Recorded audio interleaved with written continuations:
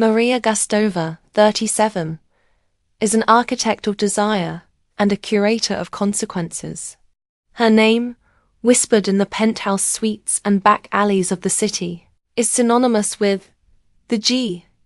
It's a title that simultaneously suggests the stover, glamour, and gangster, a trinity of power she forged from the grit of her childhood poverty. She didn't just climb the social ladder. She redesigned it, building secret steps with the blueprints of other people's secrets.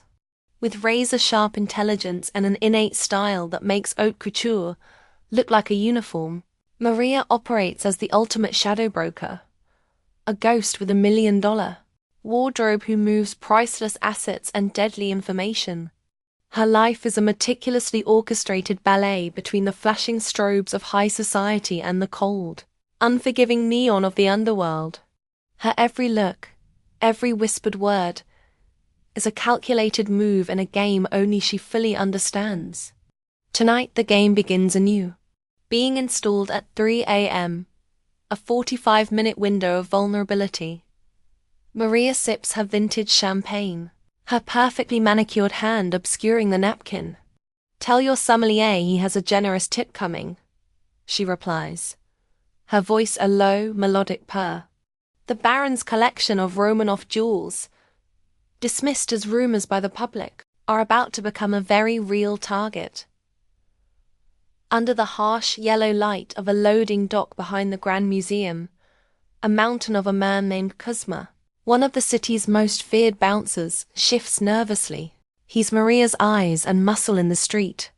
The Tears of Alexandria exhibit is a distraction. Kuzma rumbles, wiping sweat from his brow. The real score is in the archives, the original treaties. Senator Thorne wants them gone before the election. He hands Maria a worn keycard. Third floor sublevel. Card is live for exactly 24 hours starting midnight tomorrow. Maria doesn't flinch at the magnitude of the political leverage she is about to acquire. Thorne thinks he's untouchable. "Give him a reason to think otherwise," she says, slipping the card into a secret pocket of her leather trench coat. Maria glides through the charity gala at the ambassador's residence, an emerald gown catching the light like liquid fire. She engages in polite conversation with Lady Ashworth, a woman whose loose lips are her greatest vulnerability. Casually, Maria mentions a non-existent new gallery opening. "I heard they're showcasing that incredible early Picasso Lady Ashworth's husband sold off privately." Lady Ashworth's eyes widen with panic. "But it's still in the East Wing safe. Henry hasn't moved it yet." Maria smiles, a cold, calculating expression. "My mistake then," she purrs, already pivoting away, leaving the lady trembling. "The Picasso isn't the target. The safe's location is." Disinformation and elegant social manipulation are her sharpest tools. Tuesday night. The Baron von Hesse's ultra-modern penthouse is silent.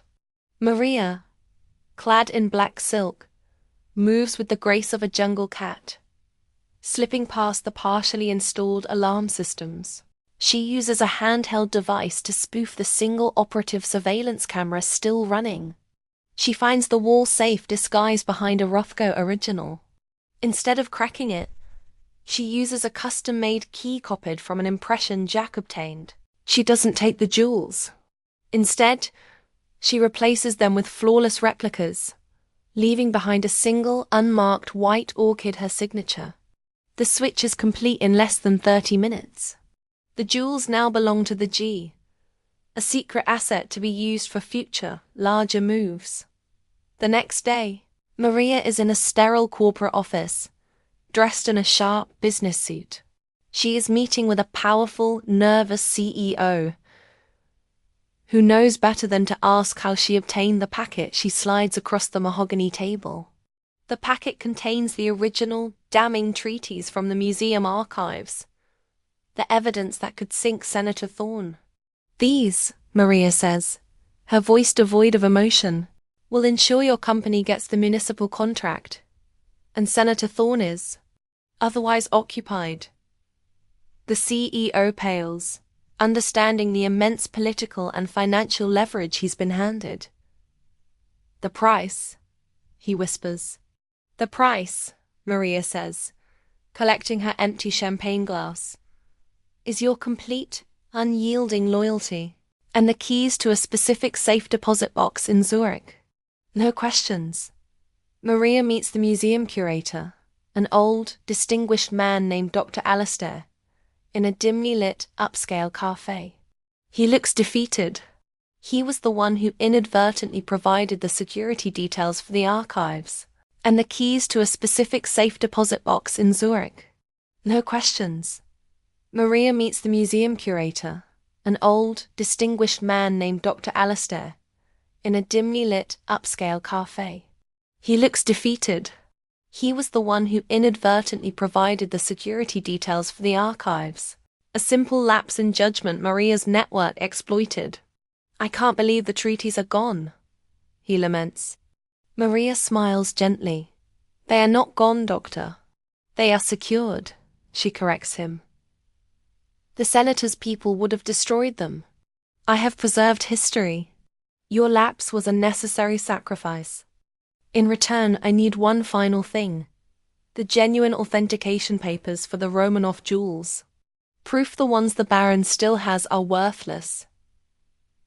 Dr. Alastair hands her a sealed envelope, a look of resigned complicity on his face.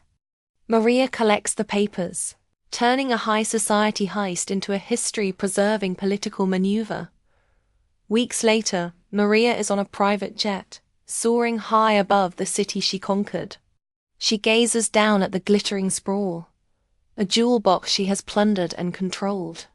She has the Baron's jewels, the CEO's loyalty, the senator's ruin, and a secure position as the city's untouchable shadow broker.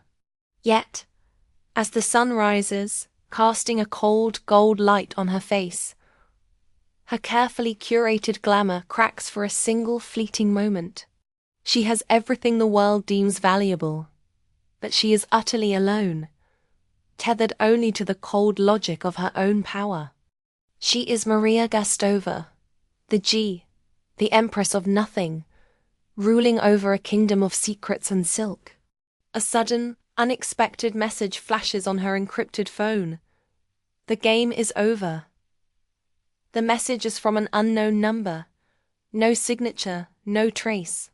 A single bead of sweat rolls down her temple. She realizes, with a sickening jolt, that in mastering the underworld, she has only elevated the level of her enemies. The G-code has been cracked. The sky is no longer a limit. It's a cage.